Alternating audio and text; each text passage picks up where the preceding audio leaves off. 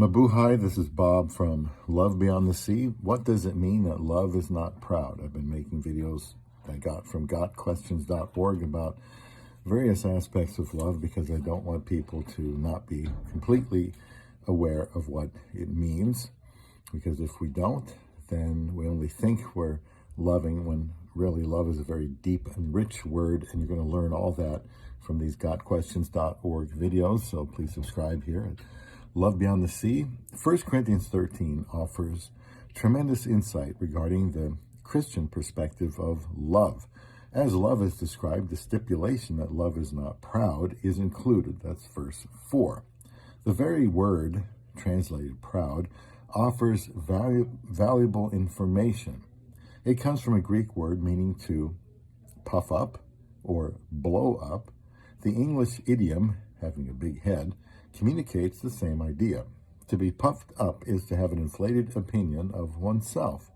But pride cannot coexist with godly love. Christian love is not, proud or focused on self.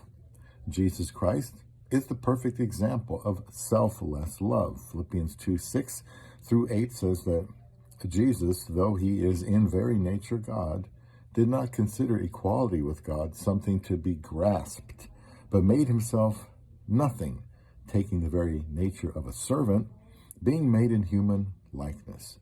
And being found in appearance as a man, he humbled himself and became obedient to death, even death on a cross. Jesus did not focus on himself. Instead, he became a servant and in humility died to save us. As John 15:13 teaches, greater love has no man than this, that he lay down his life for his friends. In contrast to the humility of love, the Corinthian believers were known for their proud behavior at times. They argued over which apostle they followed, spoke poorly about Paul, boasted of their tolerance of sinful behavior, took fellow believers to the court with lawsuits, dishonored God in their taking of the Lord's Supper, and argued about which spiritual gifts were most important.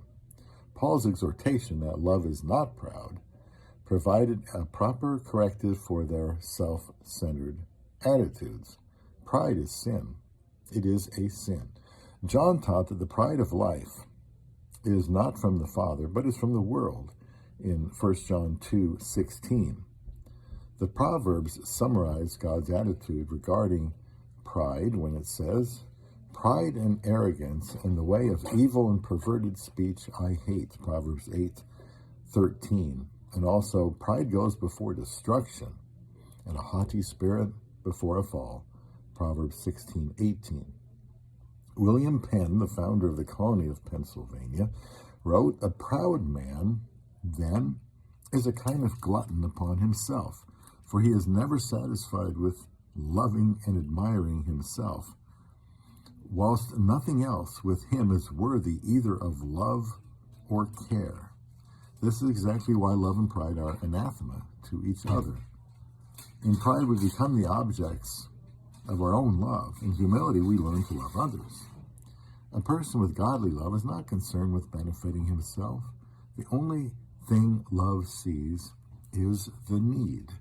When the Good Samaritan stopped to help the man in need on the Jericho road, he didn't concern himself with how Jews do not associate with Samaritans.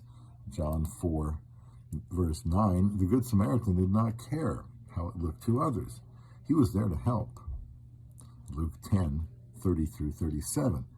His humble focus on someone else's need is the illustration Jesus used of loving our neighbors as ourselves. That's the end of the article about this facet or aspect of love. It's not proud. And if you get married, and I hope you do, even to a wonderful Filipina, being arrogant and boasting and being self-centered is going to be a detriment. And it's going to be really hard to overcome that.